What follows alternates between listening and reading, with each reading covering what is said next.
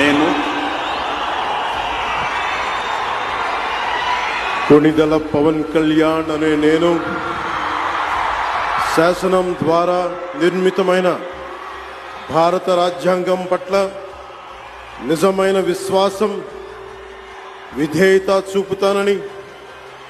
భారతదేశ సార్వభౌమాధికారాన్ని, సమగ్రతని కాపాడుతానని, ఆంధ్రప్రదేశ్ రాష్ట్ర మంత్రిగా నా కర్తవ్యాలను శ్రద్ధతో, అంతఃకరణ శుద్ధితో నిర్వహిస్తానని, భయం గాని, పక్షపాతం గాని, రాగద్వేషాలు గాని లేకుండా రాజ్యాంగాన్ని, శాసనాలని అనుసరించి ప్రజలందరికీ న్యాయం చేకూరుస్తానని దైవ సాక్షిగా ప్రమాణం చేస్తున్నాను.